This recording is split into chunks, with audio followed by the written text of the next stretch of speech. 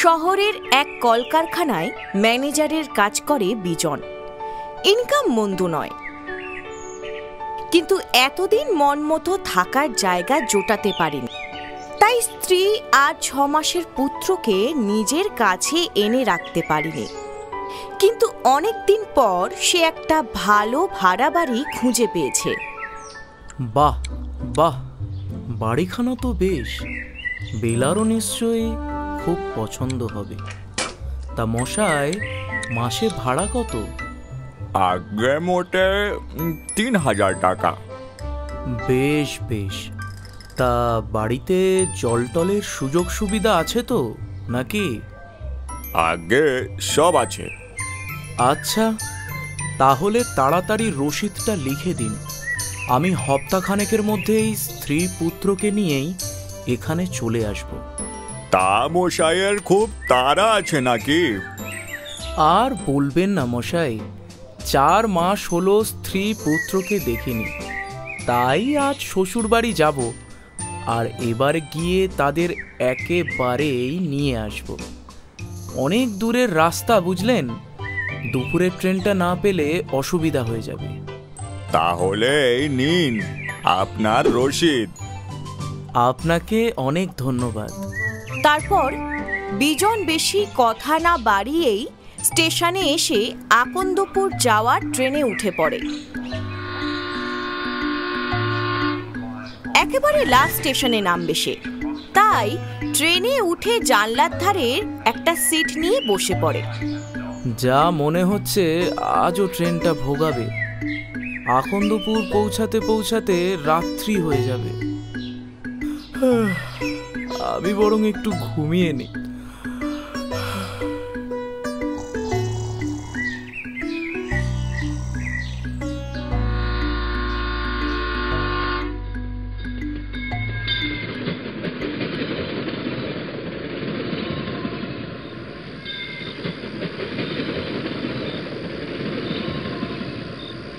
বিজনের কথাই ঠিক হলো। ট্রেনটা যখন আকন্দপুর এসে থামলো তখন রাত 8টা বেজে গিয়েছে। আর প্রত্যন্ত গ্রামে শীতকালের রাত 8টা মানে অনেক রাত।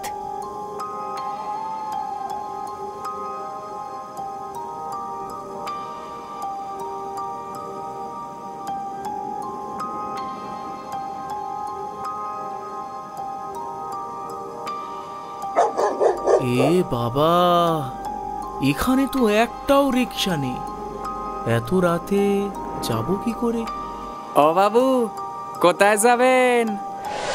এ কি, তুমি কোথা থেকে এলে? বাবু, আমি তো এখানেই ছিলাম, সব রিক্সা চলি গেল, কোনো প্যাসেঞ্জার নেই বলে। শীতের রাত, আমিও চলে যাচ্ছিলাম, আপনারে দেখে দাঁড়ালাম। ও আচ্ছা, আসলে আমি একটু কদমতলার দিকে যেতাম। কদমতলা এত রাতে? না বাবু, যেতে পারবো না। কেন যেতে পারবে না কেন? না মানে অন্য একটা রাস্তা তো, আর শীতের রাত। বুঝলাম। ঠিক আছে, আমি তোমাকে 50 টাকা দেব। এখন চলো, মেলা দেরি হয়ে গেল। ঠিক আছে বাবু, চলুন তাহলে। এরপর রিক্সা চলা শুরু করলো। বিজন দেখল স্টেশন চত্বর পেরোতে চারিদিকে অন্ধকার, কোথাও কোনো আলো জ্বলছে না, সব যেন শুনশান হয়ে আছে। তা হ্যাঁ গো, চারিদিকের অবস্থা এমন কেন? তা বাবু আপনি জানেন না বুঝি?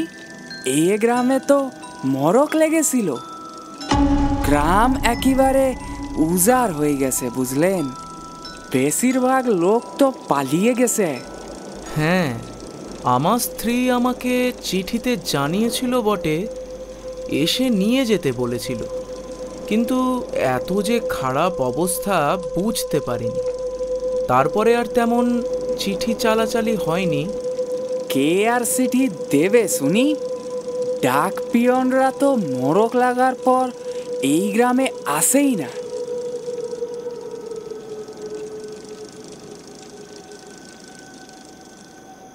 তা বাবু, আপনি এখানেই নেমে যান, আমি আর ওদিকে যাব না। সে কি, তাহলে বাকি রাস্তাটা কিভাবে যাব? আর তো মাত্র মাইল খানেক, একটু হেঁটে চলে যান না, না হলে আমার বাড়ি ফিরতে অনেক দেরি হয়ে যাবে বাবু। শীতের রাত, বুঝতেই পারছেন, রাস্তাঘাট সময়কাল কোনোটাই তো ভালো না। ঠিক আছে, ঠিক আছে। এরপর বিজন ভাড়া মিটিয়ে হাঁটা শুরু করলো শ্বশুর বাড়ির উদ্দেশ্যে। শীতে গ্রামের রাস্তা, ঠান্ডা হাওয়া আসছে হুড়হুড় করে। জোরে পা চালিয়ে বিজন পৌঁছালো শ্বশুর বাড়ির পাড়ায়। পুরো পাড়াটাই অন্ধকার, কারুর বাড়িতেই কোনো আলো জ্বলছে না। শুধু শ্বশুর বাড়ির দিকটা থেকেই একটা হালকা আলো দেখা যাচ্ছে। এ কি, পাড়া শুদ্ধ সবাই ঘুমিয়ে পড়লো নাকি? না যাই, বেলাকে গিয়ে ডেকে দেখি।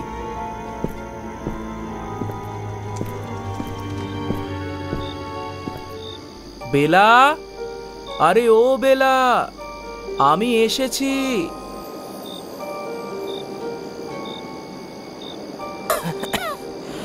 ও বাবা জীবন, এসো এসো। তা আসতে এত দেরি হলো যে? হ্যাঁ মা, ট্রেনটা লেট করলো। আচ্ছা, আপনি এই ব্যাগটা ধরুন, এতে কিছু ফল মিষ্টি আছে। না না, প্রণাম করতে হবে না, ব্যাগটা ওখানে রাখো আর হাত মুখ ধুয়ে নাও, আমি তোমার খাওয়ার ব্যবস্থা করি। তা মা, আপনার কি শরীর ভালো নেই? আর বাবা কোথায়? লালটু মিলিকেও তো দেখতে পাচ্ছি না। শরীর থাকলে তো ভালো থাকবে। তা বাবা, তোমার শ্বশুর মশাই একটু কাজে বেরিয়েছেন, আর লালটু মিলি ওরা পাশের বাড়ি গিয়েছে, এখনই চলে আসবে। শাশুড়ির কথাবার্তা শুনে বিজন যেন কেমন একটু অবাক হলো। তাই শাশুড়ি চলে যেতেই সে ভাবতে লাগলো, এত রাতে কোথায় কাজে গিয়েছেন শ্বশুর মশাই? আর পাশের বাড়িগুলো তো দেখে মনে হচ্ছে না কেউ জেগে আছে যে লালটু মিলি গিয়ে তাদের বাড়ি গল্প করবে। না, কেমন জানি গোলমাল লাগছে।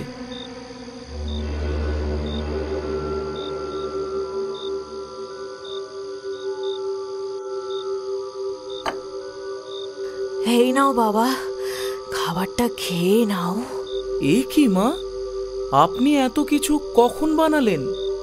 আমি তো চিঠি দিয়েও আসিনি। আপনি এত আয়োজন কি করে করলেন? ওসব ছাড়ো বাবা, এখন তাড়াতাড়ি দুটি খেয়ে ওই ঘরে যাও দেখি, বেলা তোমার জন্য অপেক্ষা করছে। বিজন আর বেশি কথা না বাড়িয়ে খেয়ে নিল।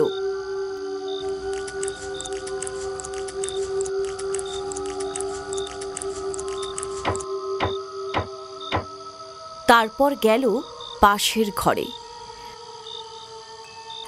ঘরের মধ্যে একটা প্রদীপ মিট মিট করে জ্বলছে, আলো প্রায় নেই বললেই চলে। আর বিছানায় তার ছেলে শুয়ে কাঁদছে।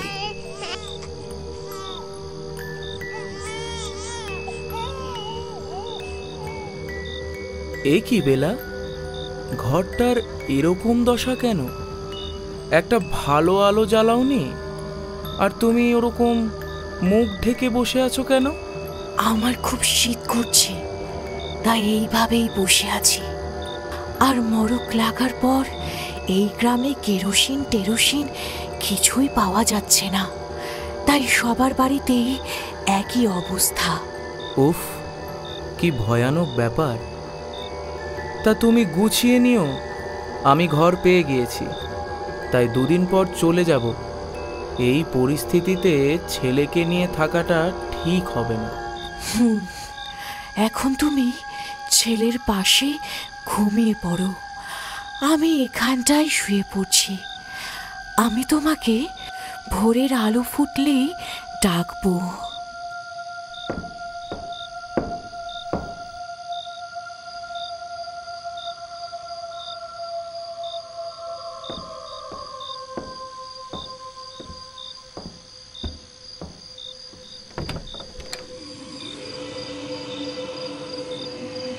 শুনছো?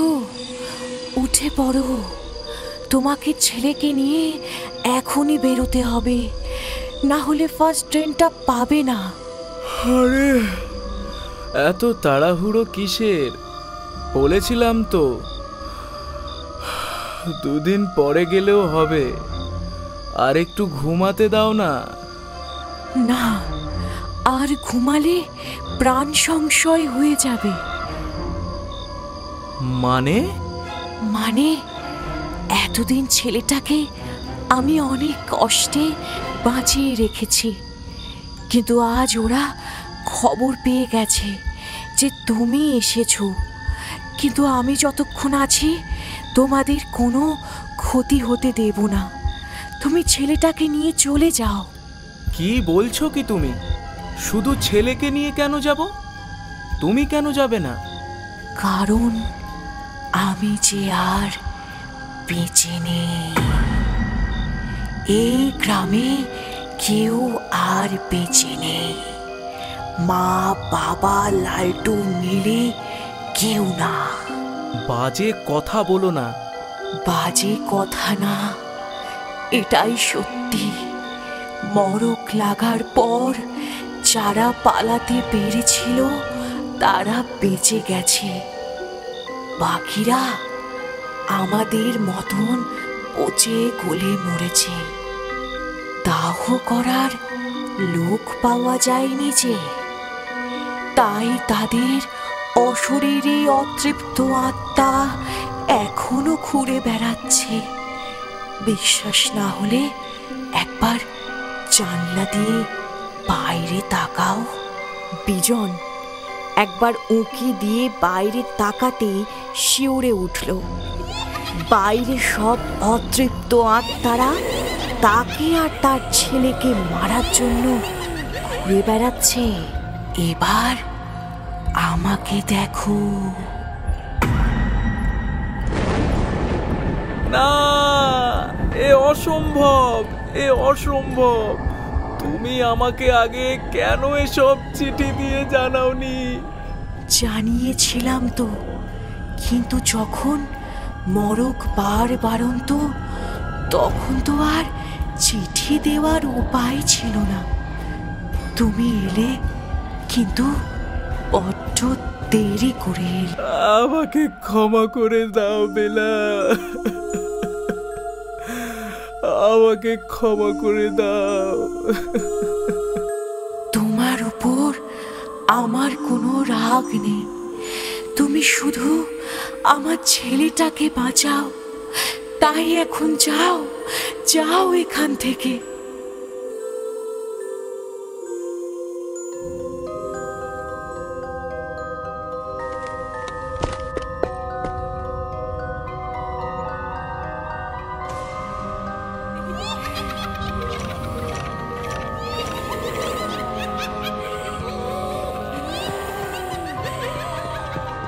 তখন বিজন শিশুপুত্রকে বুকে ধরে ঊর্ধ্বশ্বাসে দৌড়াতে লাগলো স্টেশনের দিকে।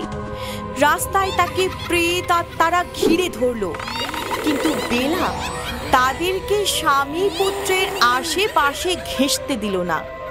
দৌড়াতে দৌড়াতে বিজন যখন গ্রামের শেষ প্রান্তে পৌঁছেছে, তখন শেষবারের মতো পিছন ফিরে একবার স্ত্রীকে দেখল।